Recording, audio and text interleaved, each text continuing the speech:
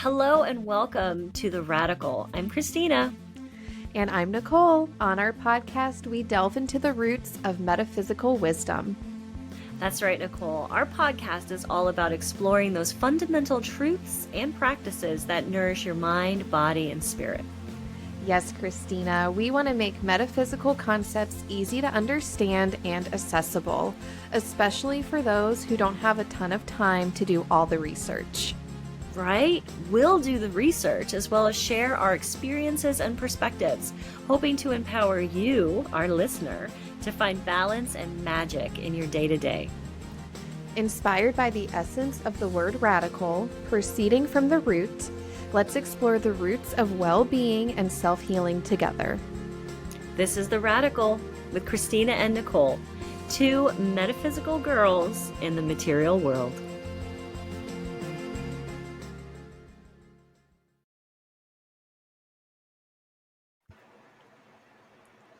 Hey, Christina.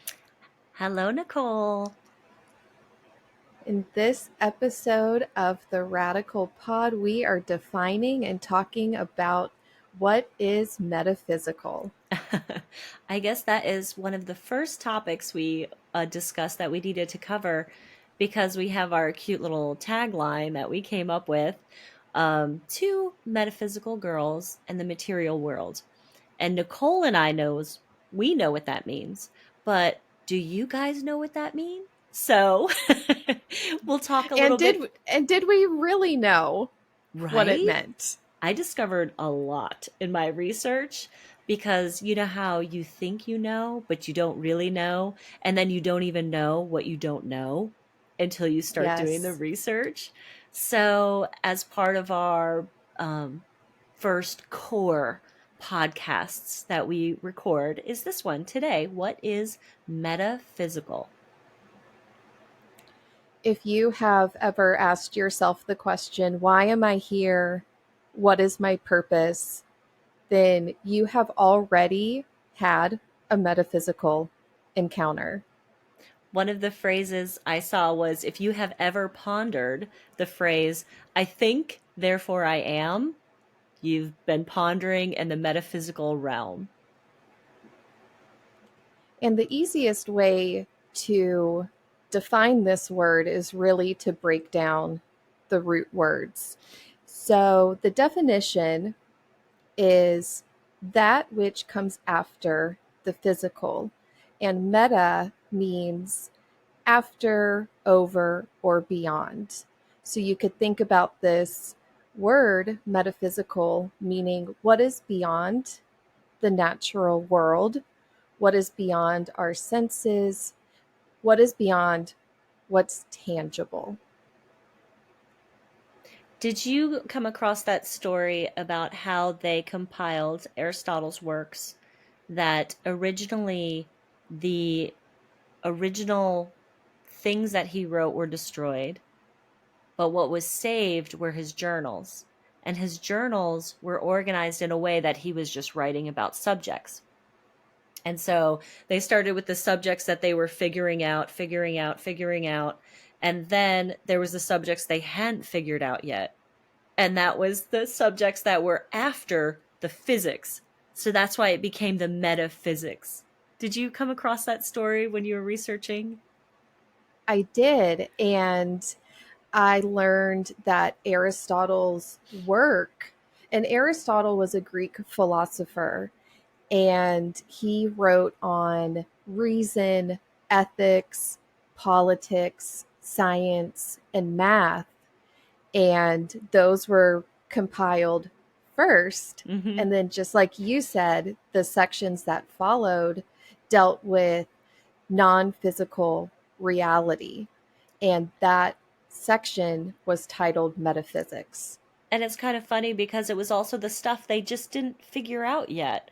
They didn't have a solid grasp on. Well, they had a lot of information on cosmetology, cosmology, but they could only see so many planets. They had a solid grasp on, the laws of nature, but they were still figuring out a lot about how the human body worked and the relationship of the mind and the body. So there's some fields in psychology and what a soul was that they were discussing, but they didn't know yet.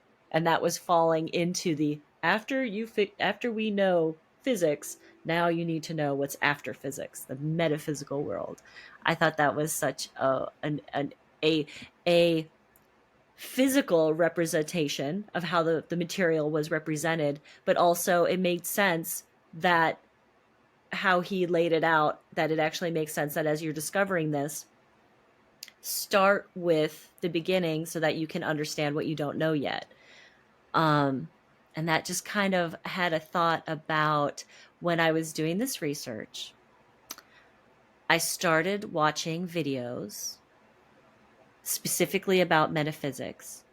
And then the videos that were offered to me after that were like basics of philosophy, basics of, all these branches of physics and all these branches of religion and all these branches of psychology. And I got into a little spiral, or I got into a little hole of like discovering all this information. And I absolutely loved it.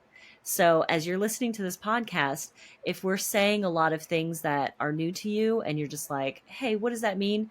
Go look it up, open source this stuff and start figuring it out and start learning what comes up for you, because it's all this information is available. I watched a whole lecture series on Physics 101 free on my YouTube channel. So the information is out there. Go out and find it if this opens a lot of questions for you. And you can also email us and we can dig into it for a future episode as well. So metaphysical studies include philosophy, religion, as Christina mentioned, and things like yoga and yoga philosophy. We'll dive into this more and more as we continue our podcast, but yoga goes beyond the physical practice of yoga. Yoga is actually 8 limbs as a kind of lifestyle practice, and the physical practice of yoga is just one of those 8 limbs. So there's so much more to yoga philosophy than just the physical practice. And things like meditation, astrology, different energetic practices, when you start talking about chi, auras, and chakras, those all fall into the metaphysical realm. Frequencies, vibrations, consciousness, intuition, these all fall under the umbrella of metaphysical. I found a definition that really spoke to me about metaphysical being the study of the most general features of reality, including existence, objects and their properties, possibility and necessity, space and time, change, causation, and the relationship between matter and the mind. And that is exactly everything that you just said, Nicole, is that how you relate between your matter and your mind and your conscious and your subconscious and your perception and your reality. And you might find that in modern metaphysical, what we're referring to is everything that Nicole just said. And you might come across the word the occult, and that has its own heaviness of, popular culture definitions. But what the occult really means from the etymology is from the Latin word occultus, which is hidden, clandestine, or secret. So they applied that word again to things that were happening around them that they didn't understand yet. And that might fall into ESP, magic, transcendental meditation, channeling, and then that goes into the other types of meditation we talked about and the other types of energy work that Nicole just discussed too. So you might see these phrases coming together, but just understand that is just another layer, another definition, another category that some of the things that we discuss will fall under. But we use the term metaphysics because it is actually the relationship between mind and matter. That's kind of where Nicole and I are living in this concept right now. And I love the idea that metaphysics intends to explore purpose, meaning, and truth at the individual level, but also the collective level. And I mentioned earlier that metaphysics includes religion. And when you think about religion, religion very much intends to explore purpose, meaning, and truth. It kind of gives a framework for understanding what is my purpose on this earth, what is the meaning of my life, and what is true. It opens up the ability to question reality, to become aware, to engage different practices that let you explore what's true and what maybe is just like a social construct. Yeah.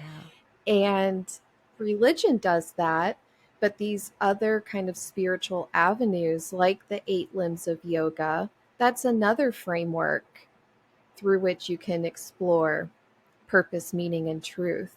And that is really, I think, the aim of our podcast right there, to explore all these different That's it. metaphysical options, avenues, and what resonates with you will be different than what resonates with me, with Christina, with other people, but they're all options, they're all offerings, and the intention behind any and all of them is really at the root looking at purpose, meaning, and truth. I think that's why the the term metaphysics appeals to me more than, say, the occult, because it goes even further back and deeper and more to the root of what we're talking about. I think that's why that phrase really called to me and Nicole, because we're talking about a more, even a more basic, an older concept than people applying a newer phrase to what we're talking about, like the occult. There's four main subdivisions in metaphysics: ontology, which is the investigation or study of being, like what is, what could be, and what could not be, because we are human beings, not human doings. Have you ever heard that phrase before? That's like in our yoga circles. And within ontology, there's monism, that everything in the universe is made up with one kind of substance. So, materialism, everything is made up of matter. Idealism, everything is made of from the mind. That just got me down a whole nother avenue of research. But everything made from the mind is a whole nother podcast Nicole and I should look into. But that goes into the I think, therefore I am. Have you ever seen The Matrix? We were just basically human batteries.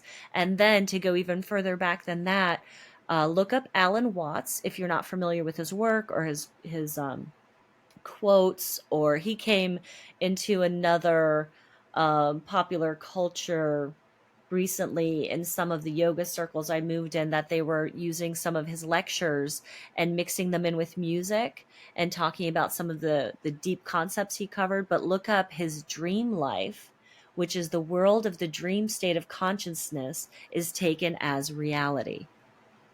So just look that up. We can again do a whole nother podcast on that, but that is just like everything is made from the mind, which gives us the power to work with our mind, right? So that's monism, where everything is made of either or. So of course there's dualism, where things are made of two kinds of substances, and then pluralism, which are there are many kinds of substances which make up the world around us. The second major division is rational psychology. So that is soul, of the soul and of the mind. Cosmology, I said it right that time, of the cosmos, which falls under astrology and the planets and a lot of the topics that Nicole and I also love to discuss. And then natural theology is what Nicole mentioned about religion, the existence of a creative force or God, gods, one or many gods. So those are the four main subdivisions. And most of the, if not all, of every one of the topics that we discuss are going to fall into one of those divisions. And we may or may not remember to reference that when we're talking about it. But it's another interesting thing to look into if you're doing any research on metaphysics. And metaphysical practices, Christina kind of mentioned it a little bit, but, there's practices that help our mind and focus on that aspect. And we also have practices that work on the body, a physical yoga practice, for example, and the spirit, contemplating, what else is out there, what other substances make up our reality and the universe. And metaphysics tries to harmonize mind, body, and spirit through metaphysical practices. And then it looks like, well, you've already mentioned this list, this beautiful list that you have right here, because now I'm looking at your notes, the bottom of Nicole's notes. So that is our info on metaphysics. What is metaphysical? So we hope we answered some questions, but more importantly, gave you more questions to go research and look up and ask us and email us. And I think next, one thing that is really important to me and Christina is talking about, why does this matter? For me as an individual, why does any of this matter? I wake up, I go to work, I take my lunch break, I'm doing fine, right? But what I have learned through my own experience is, to repeat what Christina said earlier, we're human beings. So asking ourselves, why does this matter? To me, the answer is, how am I being when I go to work, when I take my lunch break? Am I operating from a state of peace and harmony, or am I feeling more anxiety, stress, despair? And these practices are designed to support mind, body, and spirit. And when you can become self aware and have a vibration of being that is a higher vibration, so things like gratitude, love, and compassion, your kind of force field, your energy field changes. And that starts to impact other people, your communities, and I believe the entire collective, the entire world. And it's not just what you're doing every day, it's how you're being as you're doing it. Yeah. There's something that I was thinking about as we were in this research topic was, we are divine beings having a human experience. That is the nature, that's what I believe is the nature of our life. And we live in this world. Oh, listen to this, Nicole. I don't think I've told you this one. That the soul is like a boat and the world is the water. So the boat should be in the water, but the water shouldn't be in the boat. Have you heard that one? No, I like that though. Yeah, that one kind of spoke to me a little bit because we live in this world. We are metaphysical girls in the material world. We have jobs, we have lives, we have families, we have different jobs, we pay bills. We live in this world. And we can't control, generally, the stimulus that our body receives. What we can control is how we react to the stimulus. Viktor Frankl had a quote that said, in between the stimulus and your response, in that space when you're making that decision, is where the change can occur and where your character can come from. And I might have mashed up that quote a little bit, but you guys can look it up. We might have it posted on social media after. And in fact, I should do that. That we'll have that out there so that you can ponder that. But there is space in between response and stimulus. And in that space is where we can create change. Mm-hmm. And for And some people, yeah.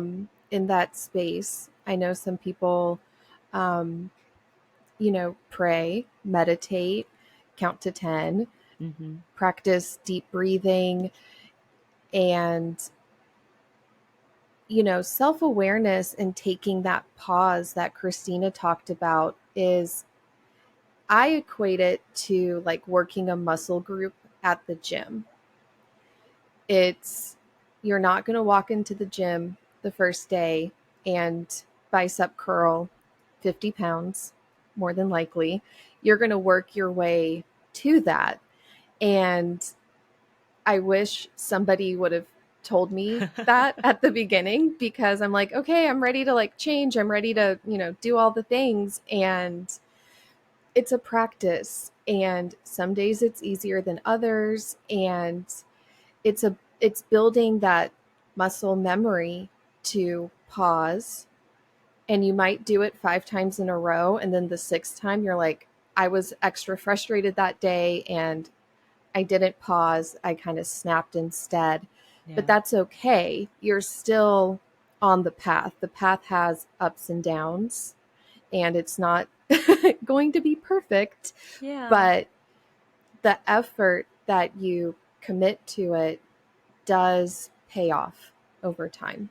I Just like know. going to the gym, like maybe you're like, today's a rest day. I was bicep curling 25 pounds, but today I need to drop it down to 15. Like, that's okay. You're still doing the work. Which brings me to one of my first I when I was doing my bicep curls, and I was just, hey, how about this? I had just went into the gym at the beginning of my yoga journey. I wasn't even picking up weights yet. This book became a part of my yoga journey, and it's the Four Agreements by Don Miguel Ruiz. This is a way to help to begin to understand and possibly to begin to feel changes in how you're reacting to the world around you and how you react to the world around you, because it's not always easy to even know where to start. So yes, I believe that I can change. I want to change. I want to have a different relationship with my family, a different relationship at work, a different relationship with my pets, a different relationship with myself. That this book offers some clear and simple guidance for me, especially when I started on my journey. The first agreement is to be impeccable with your word. This becomes who you are, and it will remove so much unnecessary stress, misunderstandings, and allow you to move through the world with more ease.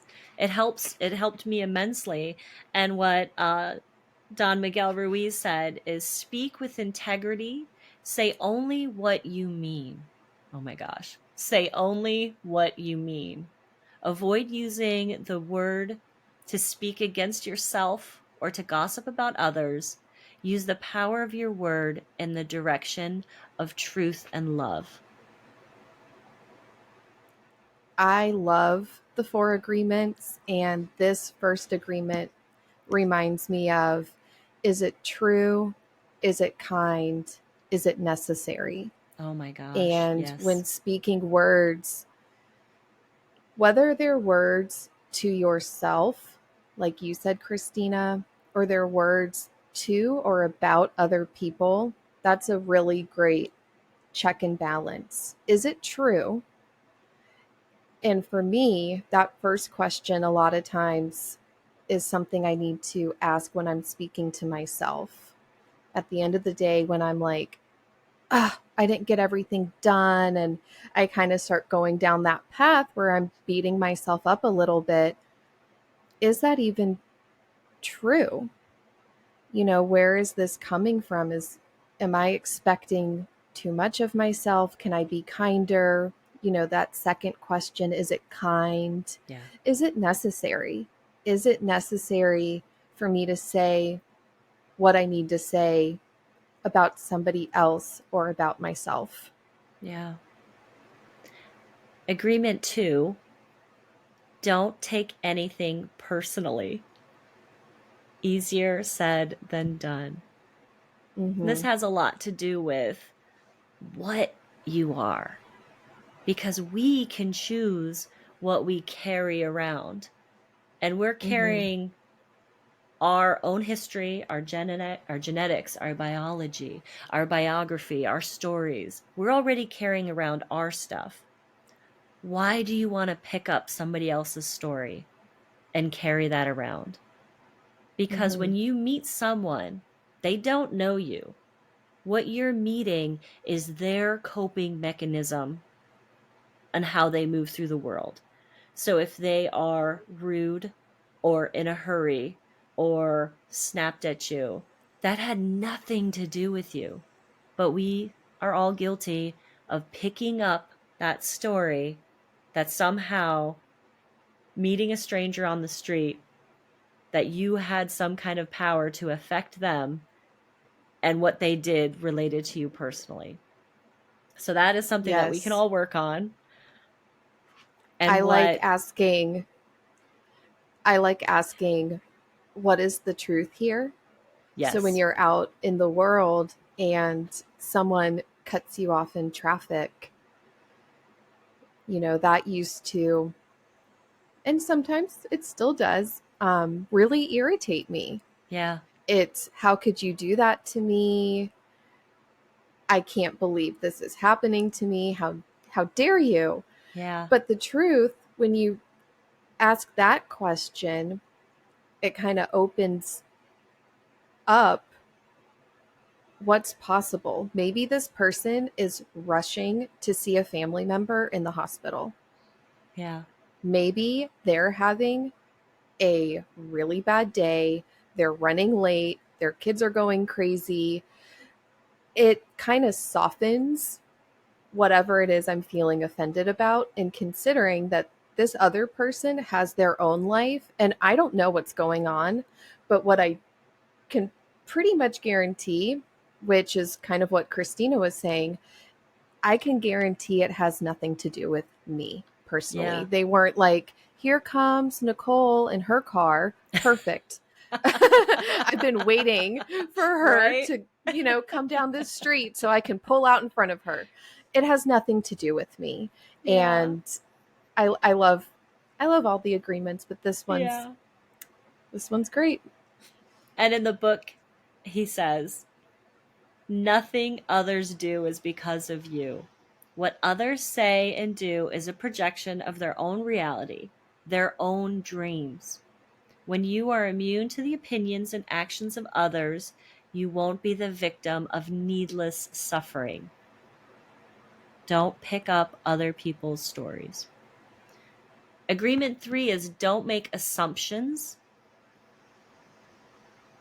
So, why do we do things? What compels us to go to the gym? What compels us to say yes when we want to say no? This is the question, is what's our purpose? Making assumptions. Why are we sometimes so afraid to ask when we don't understand something? Or, well, maybe I just am. My background that I feel like I should know already, that I should know what they mean when they told me to sit here and wait, or that I'm traveling and I need to go to a different gate. What harm could it be for me to clarify what the situation is before I do anything? Why? I said this to my stepdaughters all the time. I'm like, go out into the world and question why you have to do things. Now, don't question me, but you should question other people. But the what the book says is find the courage to ask questions and to express what you really want. Express what you really want. Communicate with others as clearly as you can to avoid misunderstandings, sadness, and drama. With just this one agreement, you can completely transform your life. Just think about that. Why are we doing what we're doing? Is it because we know it, or because we think it? Or because we told ourselves a story about it? It's okay to ask why.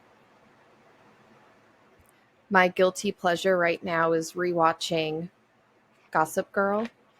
And if you've never seen that show, it's full of drama, and I'll find myself watching the show. For example, last night I watched an episode, and the entire drama was unfolding because there was no communication, assumptions were being made, Yes. and the character who was involved has trust issues. He has a hard time trusting his girlfriend.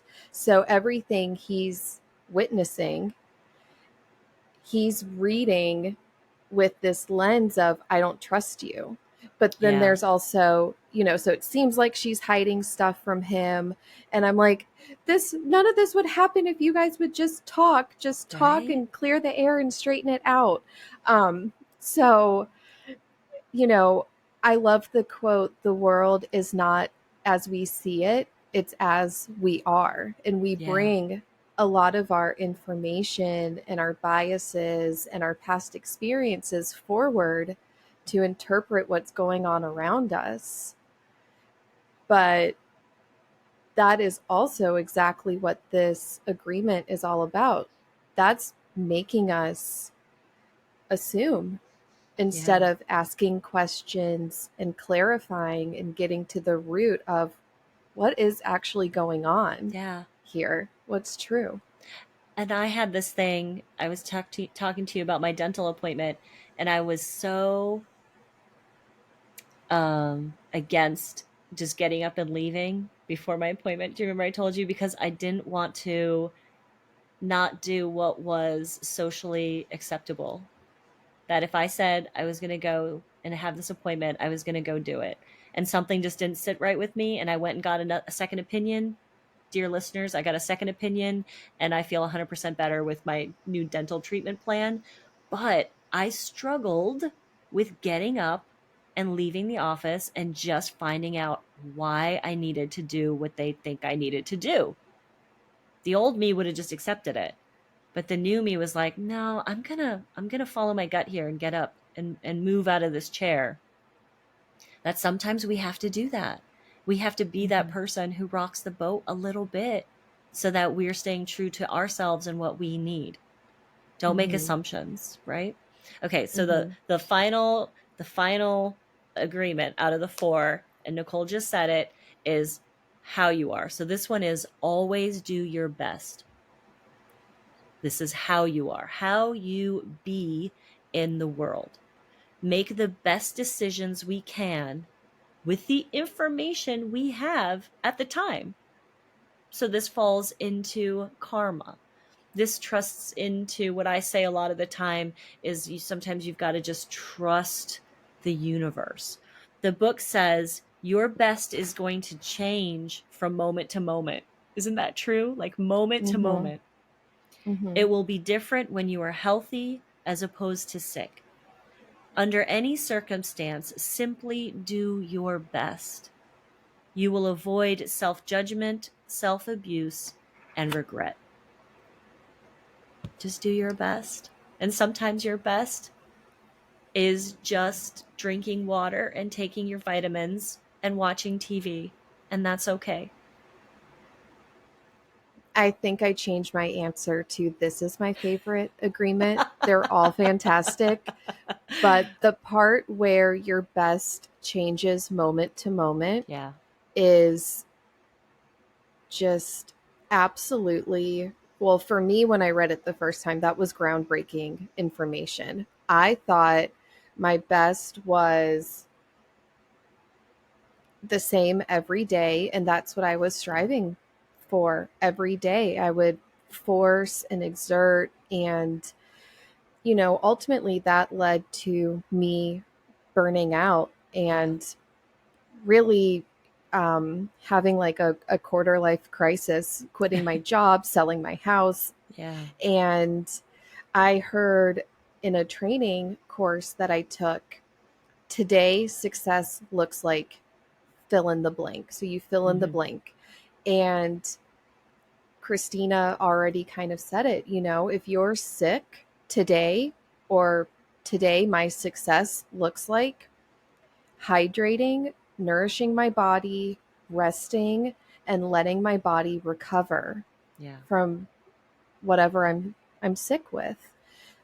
Sometimes we have tons of energy. Today's success looks like knocking out my to-do list and accomplishing these tasks.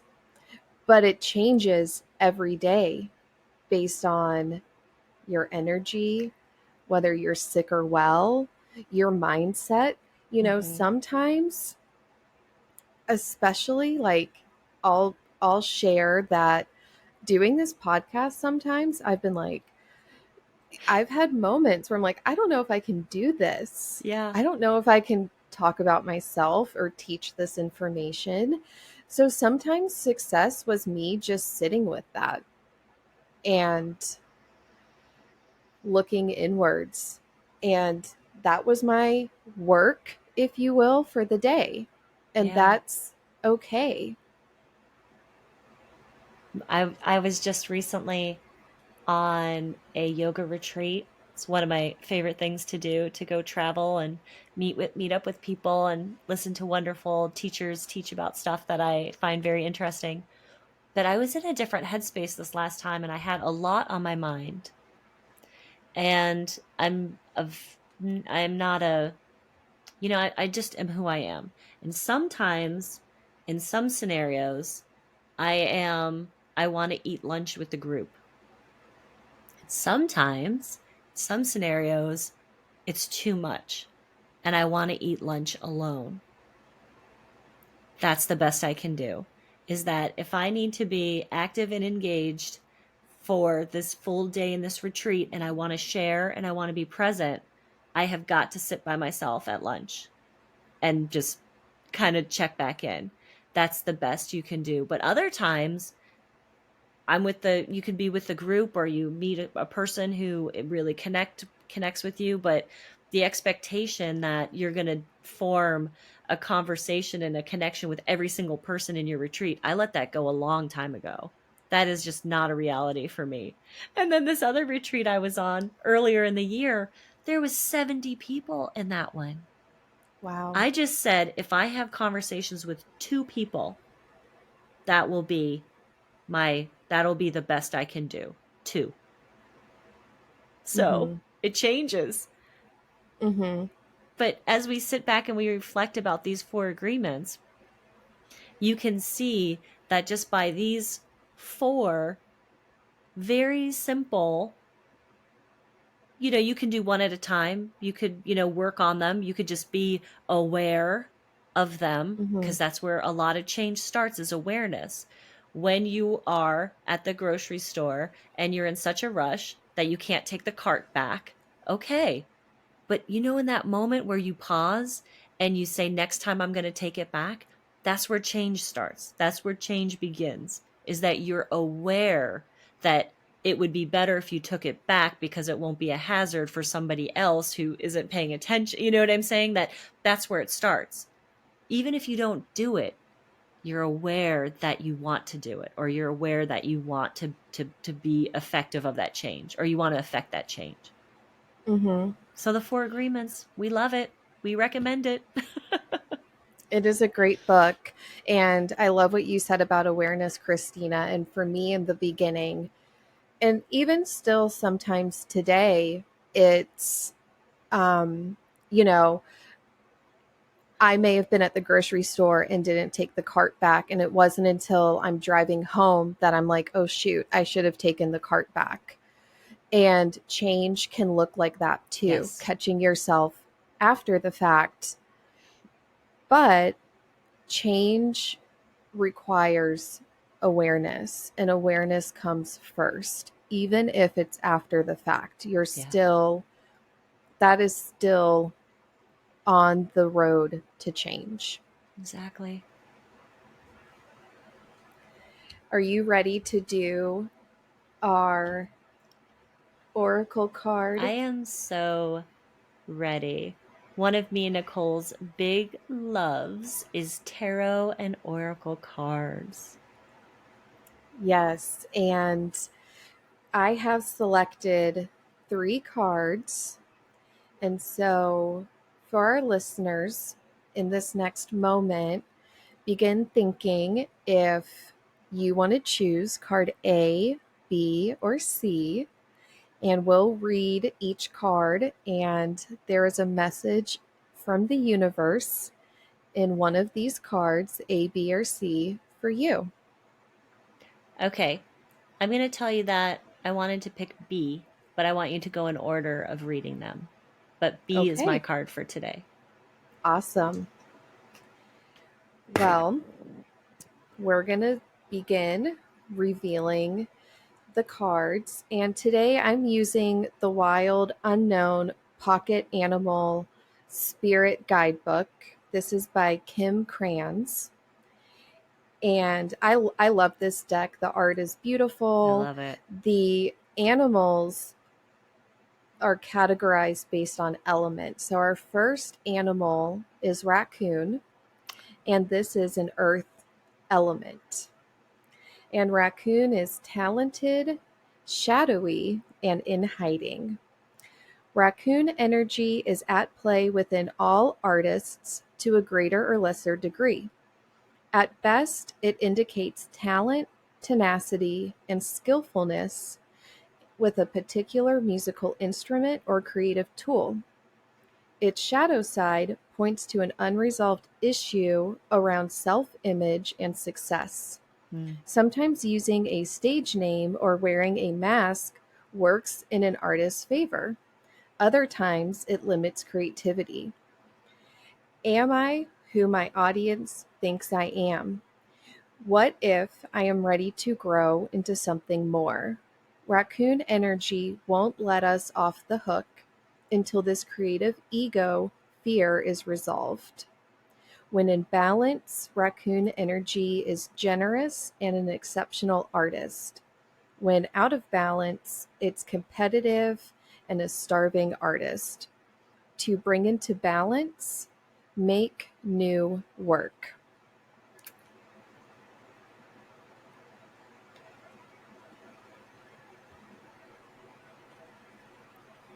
Our second card, card B, is the firefly, and this is the air element. Firefly, Firefly. yes. So this is your card, Christina. Okay. Inspired and fantastic, yet fleeting.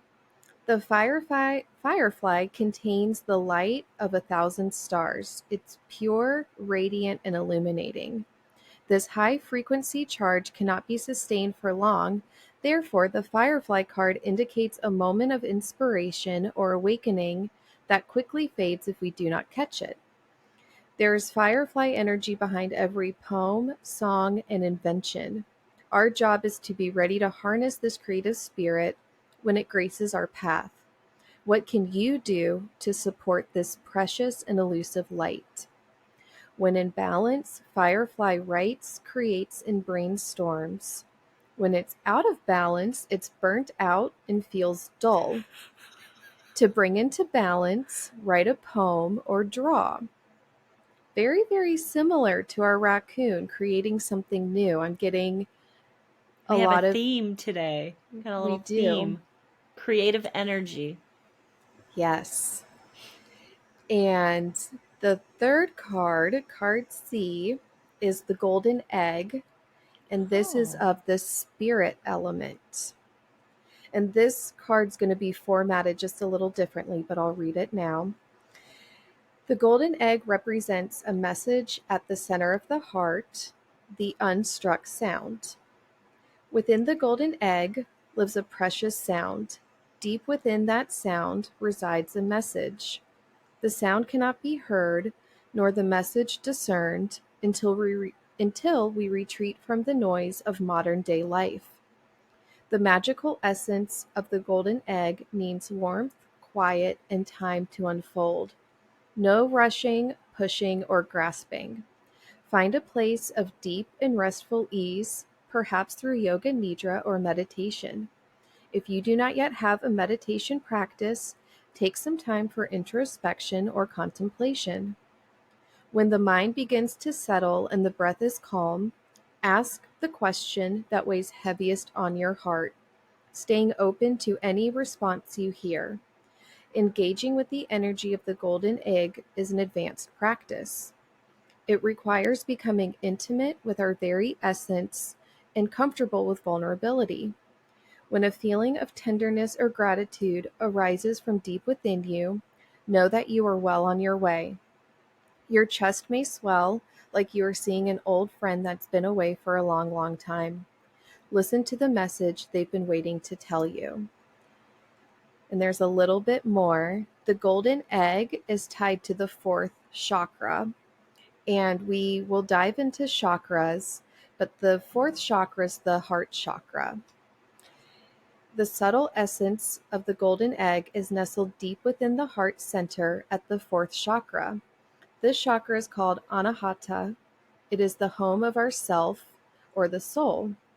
By bringing the mind into this center, we discover a portal to the most intimate and luminous space.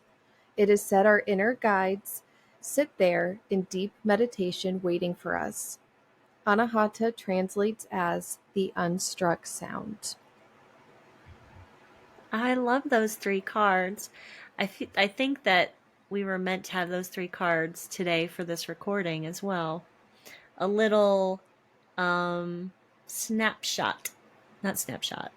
I guess a little picture capture of this moment right now. Those are Mm-hmm. three wonderful cards.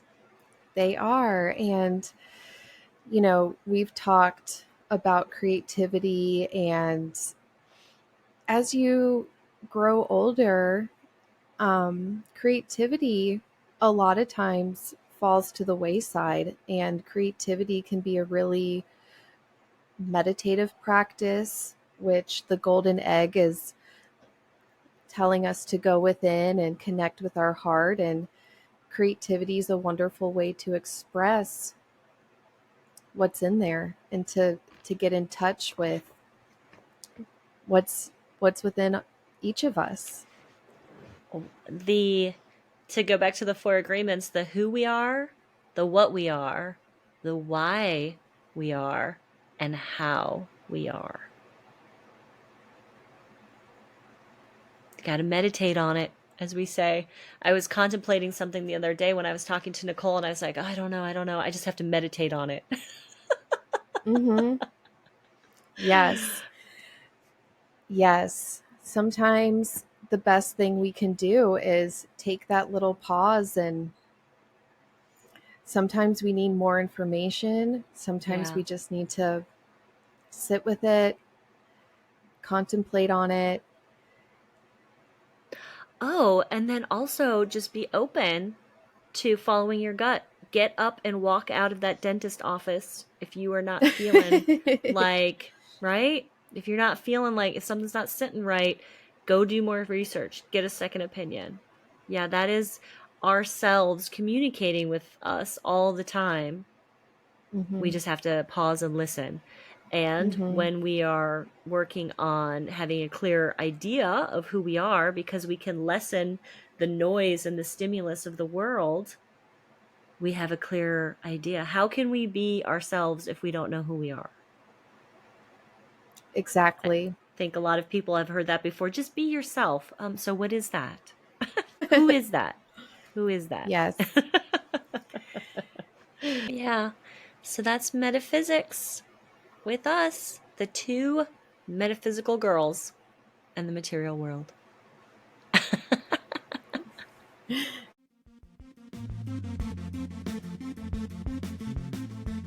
Thank you for listening to this episode of The Radical. The Radical is written and produced by Nicole and Christina. Listener questions can be emailed to us at theradicalpodnc@gmail.com. Our Instagram is The Radical Pod. Music by Van Horton. His Instagram is Van Horton Music.